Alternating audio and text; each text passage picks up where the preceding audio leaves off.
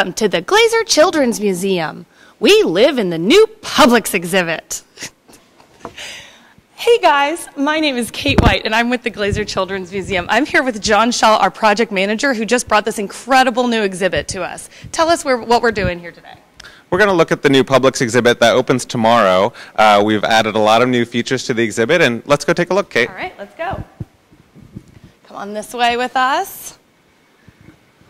So we're standing in the newly refreshed exhibit. You'll recognize it because we have had this exhibit before, but the branding is completely new, the learning is different, and it's really exciting and fresh. So John, what are the newest, best things that have come to the museum?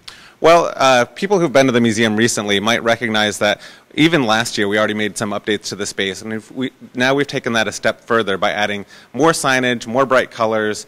We're emphasizing math and literacy, and we're also bringing in some new characters from Publix. So many people might not know that Publix already has a brochure for kids that they can take and use with their parents while they shop, and they can pick it up at the store. And since Publix already has this, when the museum learned about it, we wanted to take advantage of that by adding some of those elements to the exhibit here at the Glazer Children's Museum.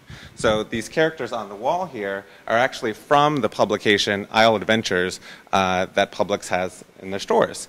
And so when kids come to the museum, now we're allowing them to role play. They can not only buy groceries, but they can take cash from their pretend customers, and at the register be able to use fake money to make change, and so they're able to do that math in order to add up the cost of the groceries and make change. And we've even tried to add some more math in with understanding measurements. So at our bakery section here, we have a new graphic that explains measurements, how many cups in a pint, how many pints in a quart, and so on. So we're taking this math to a new level in this exhibit. Yeah, what I love about this too is that we already knew there was a lot of really amazing early development and learning that happened in this exhibit. Everything from sorting and categorization to numeracy and financial literacy with purchasing things and playing at the cashier. But having this signage that's here really lays it out in a way that makes it a better conversation for parents to have with their child. So when they're interacting in the space together, the parent knows how to guide the play to really make it educational and rich for them. Exactly, and the same with other signage where we have the Spanish translations of the English, where a lot of parents may not know that, but it gives them an opportunity to start a conversation with their children about the different languages and measurements. A lot of the kids in here are not at reading age, so it does give parents an opportunity, a prompt, in order to start those conversations. Absolutely, and I'll also mention that with the Isle Adventures characters that you see on the walls and throughout the space, it really adds a narrative to the play, and scientists have discovered that narrative play does make kids remember what they learn and want to come back, they want to stay longer while they're here, so it really helps them retain that information that they learn while they're here playing. But the really exciting thing, I want you, John, to come over here and tell me about our new characters. Yeah. Well, this exhibit area has always been really popular. It's one of the most, popular exhibits in the museum, and we wanted to give something really special to our visitors. So we worked with Publix, and they developed these new characters for us, an eggplant and a strawberry, and we like all of our characters here to have names. So we are hoping that we can reach out to our audience and our fans to help us name these characters and give them some unique names that are fun and really representative of the experience we want to create at the Glazer Children's Museum.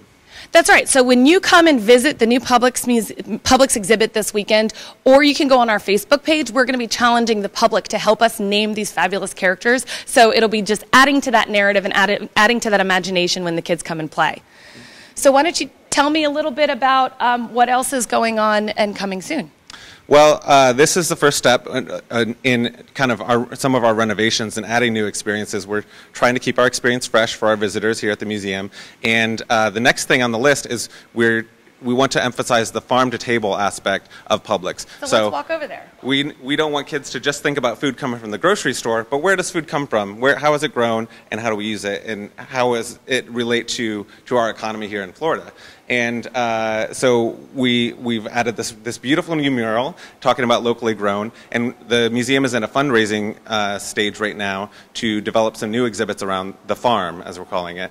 We have a couple prototypes here. They're relatively simple, but we just want to we have some fabrication capabilities with our team here, and they're great in the wood shop. And so they built a little orange tree for us, and kids can take these oranges and drop them here in the tree and watch them come out the bottom.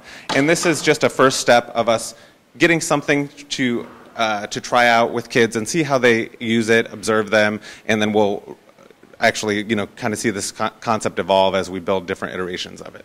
And that's one of my favorite things about the process that you guys do here in the operations department and the exhibits department is really experimenting with it and letting the kids play, because they're our best testers, right? See how parents and kids interact together, see how school groups interact with it, and then we can find out if there's ways to enhance the learning even further.